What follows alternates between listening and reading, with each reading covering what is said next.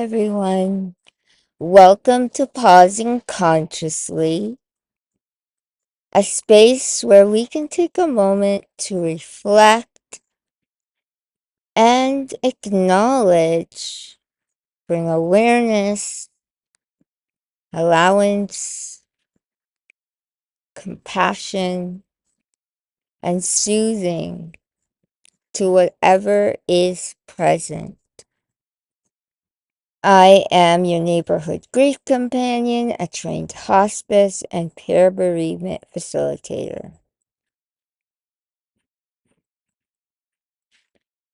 To start us off, I would like to light our candle. This time I come with it pre-lit, but it's hard to see because I'm in the backyard. So as I hold this candle here, it's just a way of acknowledging everything that you are experiencing, all the things that have led you to this video, all the people, the souls that you love, that you hate to love, that you mourn and love, and all the living losses that our world continues to suffer from, as well as ordinary changes and transitions that can come up in life. And we grieve not only death related losses, but living losses and change and transitions as well. So, to our losses,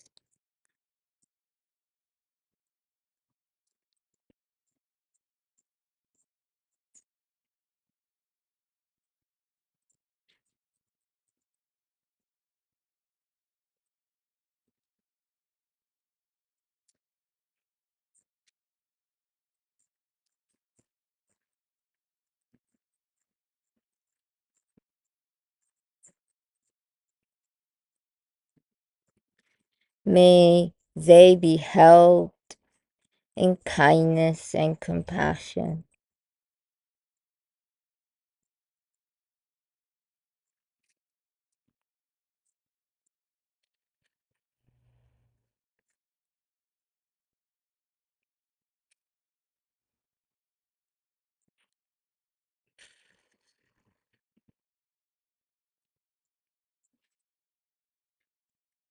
Settle into your seat.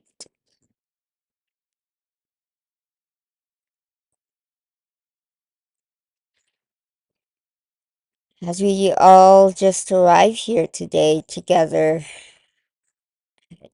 different moments in time, if you're watching this video.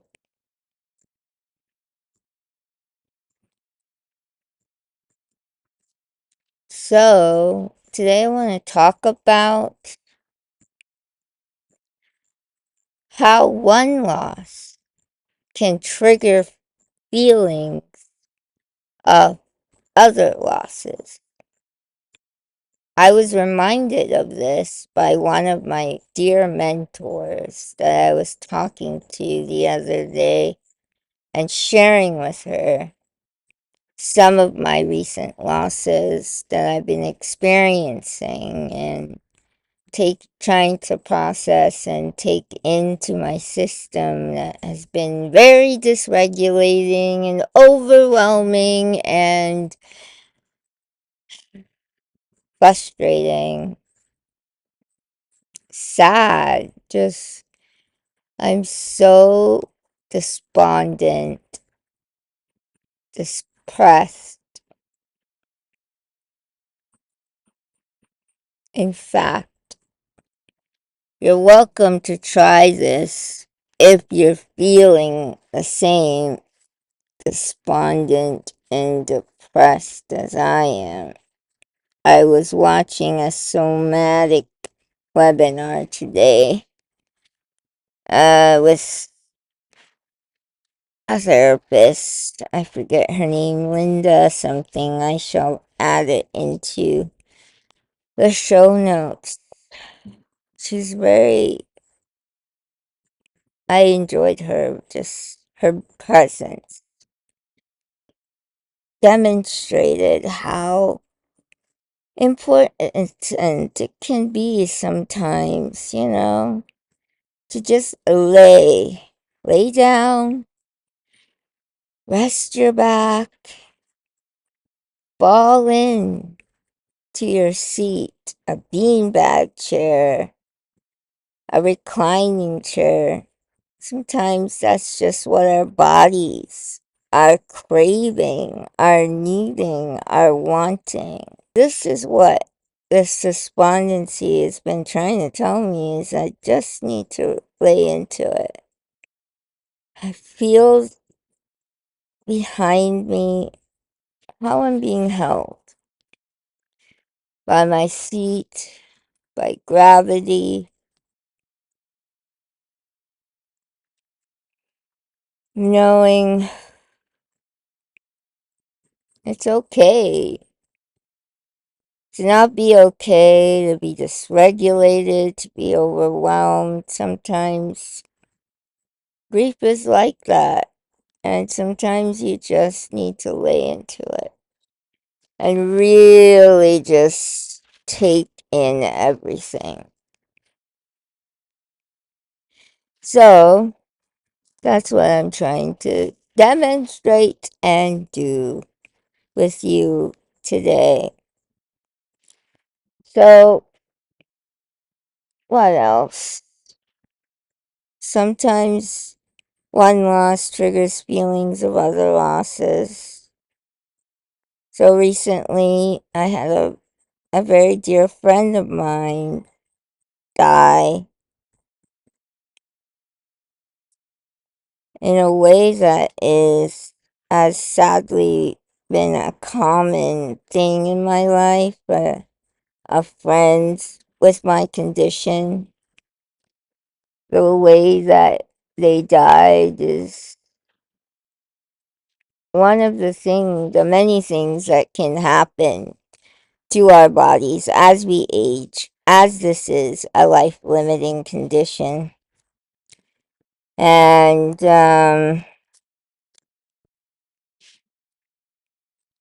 it's a life limiting condition. And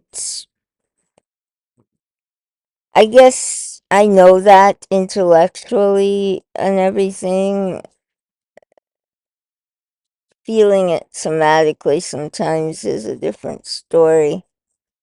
But anyways, this dear friend of mine reminded me the way we met was very happenstance. Like serendipitous. And as a result, I felt very connected to other losses in my belief system. My friends are on the other side supporting me, helping me, and guiding me through this time I need to be here until it's my turn. And I felt like they sent me this person that grew to be so dear to me in such a short time, really. We've been We've known each other only 3 years, technically, but honestly, it doesn't feel that short. I've never met them in person, only met them online, but we video chatted and talked all throughout, late into the night sometimes, and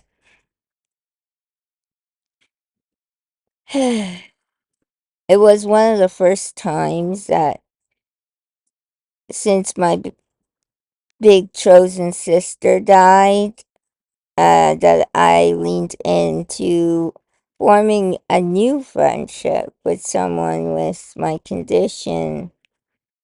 Um, I typically have kind of stepped away from that community because it can get overwhelming, as I said, because this is a life limiting condition, and so many of my peers are gone, and I've outlived so very many of them, and I feel very conflicted about that. But survival, survival guilt. I guess we can talk about that another time, but so I've never had that before recently. It's become all too rare. Um, I haven't nurtured friendships that I had before, the people that still hold a very dear place in my heart since my chosen big sister and my best friend and my other sisters in arms left this earth, this plane of existence. It's been too hard because it was such a special time to be connected to them all. It made me feel alive for the first time and willing to be alive for the first time. I know that might sound weird, but it's true. So I'm so very sad to not have their loving support anymore. Their understanding, their caring, their kindness, their wisdom, their love.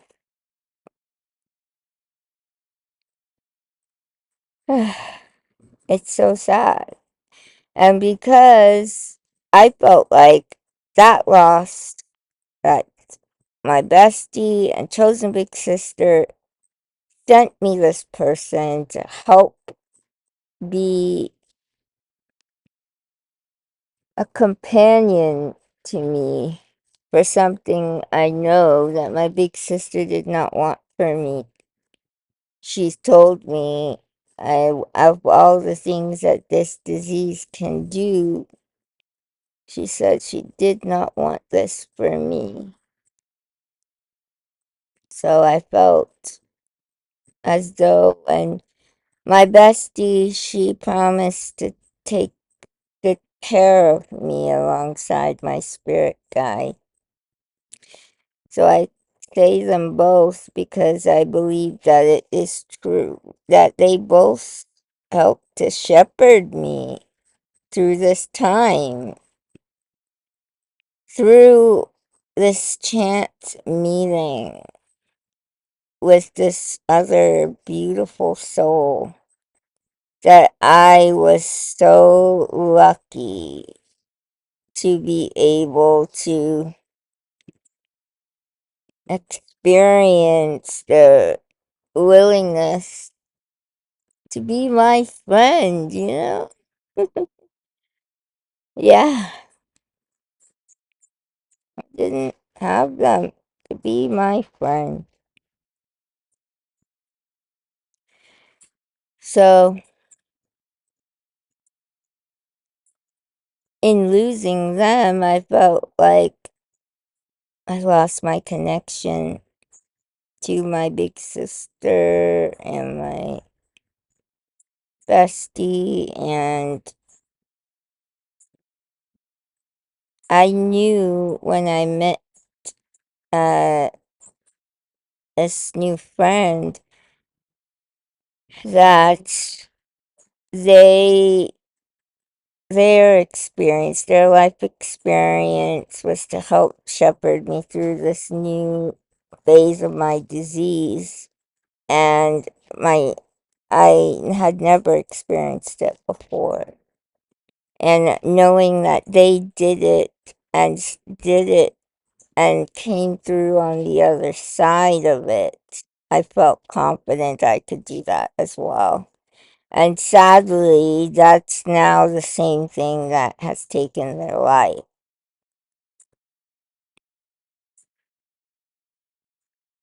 So now, fast forward to present day, and losing my new friend, and it feels like I lost my connection to some of the most important people, beings in my life.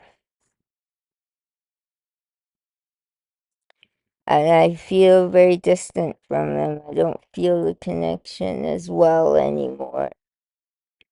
And I think that's really sad because I also know that they are here and they want me to feel them and want me to know I am not alone, that I can get through this again if, or I don't know, that's the other thing. I don't know that I can get through this again, especially knowing that my new friend died from it. What's to say I'm gonna not? So, I guess, and I'm feeling, the loss of this phase of my mortality um, through this new illness journey, or phase of my illness journey, let's say. Um, Through that, this knowing of the fates of my illness journey, there's a helicopter above, and I don't know if you can hear it. I'm gonna make sure that I turn up my voice volume for you guys, so hopefully it'll be okay. But yeah, so it's, I don't know that I can do it. They didn't. What's to say I'm going to be able to? I don't feel um, very strong. The last time doing all the things it took to get to the other side wore me out, took away resources that are from this limited amount of resources that we get in our human lives. And I feel like I'm teetering close to the end of my life story. So there's all that, all those feelings, all those what have yous. So this is how one loss can trigger other feelings of other losses, and that loss can trigger more feelings of other losses. So doesn't it make sense that I just want to lay here? Lay here and just be. Weep if I want to weep.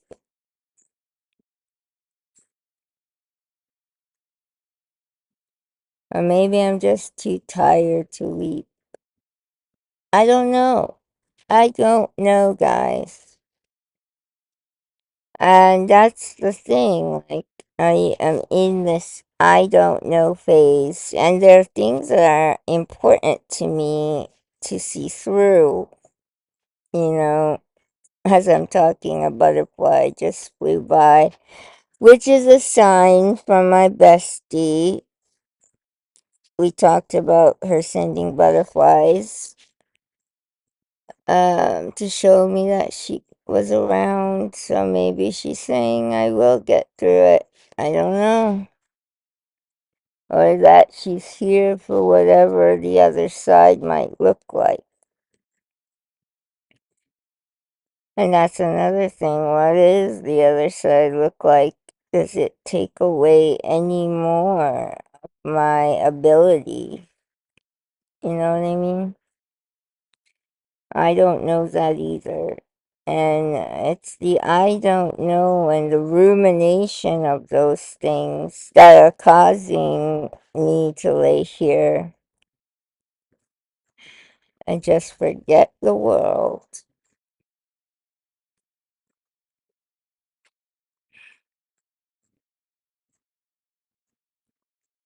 Feeling into support my body,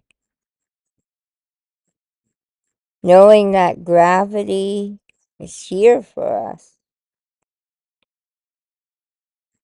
holding us down, keeping us tethered,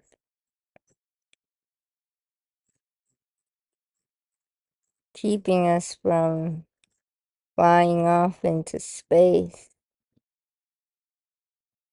It wants us with the earth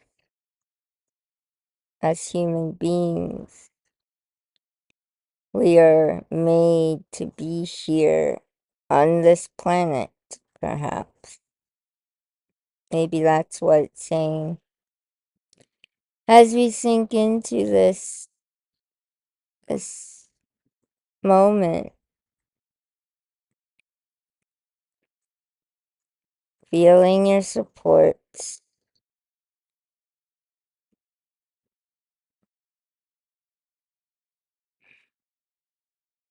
if you want to grab a pillow or something, I would demonstrate, but I'm too lazy to get up and get a pillow, going to be frank. Uh, um, but yeah, get a pillow and hold it as you lay here. That's fine too. Knowing it's okay, that you're not okay, that you're in this phase of I don't know. Let's lay in I don't know. Do we ever know anything? No. What we can know is who we are, other things that we have been able to move through, survive to the other side,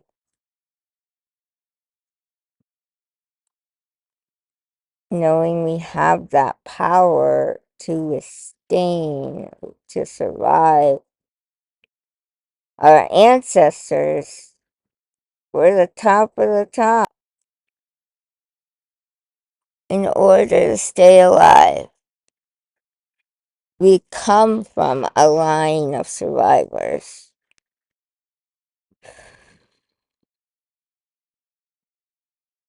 And if you're facing a life-limiting illness and you don't know that you're going to be surviving,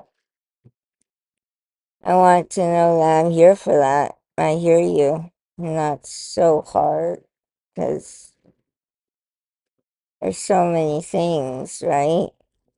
Like I have my kitty who's journeying on her own life-limiting illness.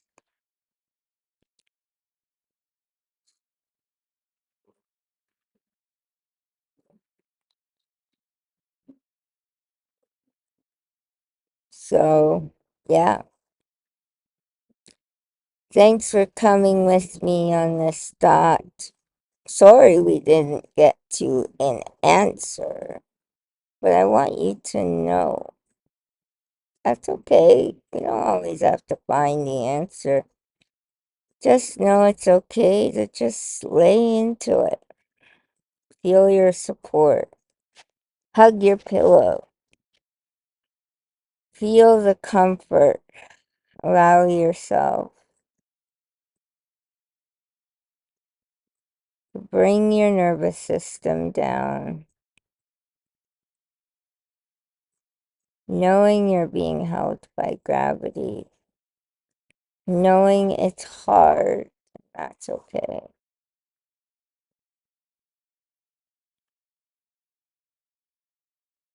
And if you want to get out some of those ruminating thoughts, writing them out is a good ability sometimes to get things out. And then they're on the paper, on the screen, really feeling into it as you're doing it somatically. Feeling your fingers as they hit the keyboard, right? Feeling your hand holding the pen in your fingers, feeling the paper beneath you, the hold of your journal if you have one. However it feels to hold it in your hand as you write down those ruminating thoughts, those feelings that can come with other losses. Know that that's okay.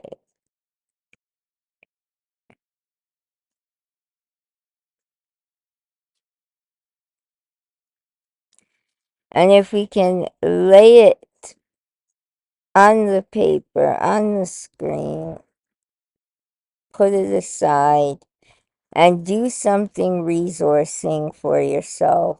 Go for a walk. Go paint. Go watch TV. Do whatever you do that you enjoy. What do you enjoy doing? And can you try doing some of that?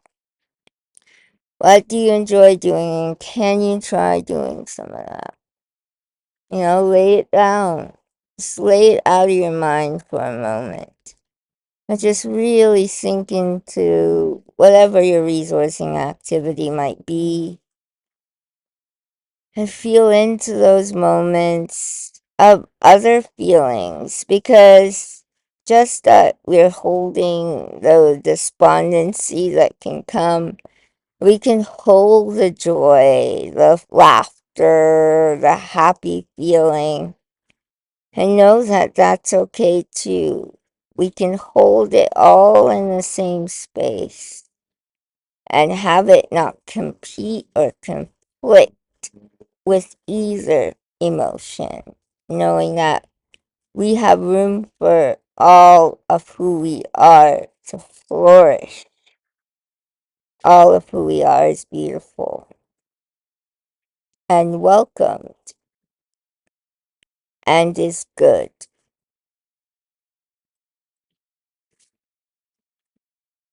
So I leave you with those suggestions. You see what works for you and discard the rest as per you. Much love, my gentle grievers. Know you're not alone. May you find love. May you find ease and comfort on this journey ahead. May you find love and ease on this journey ahead.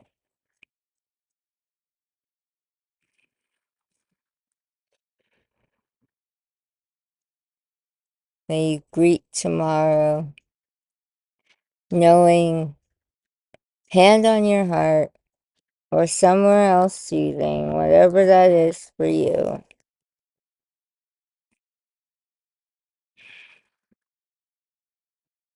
Knowing you have it in you to withstand, to survive, to move through,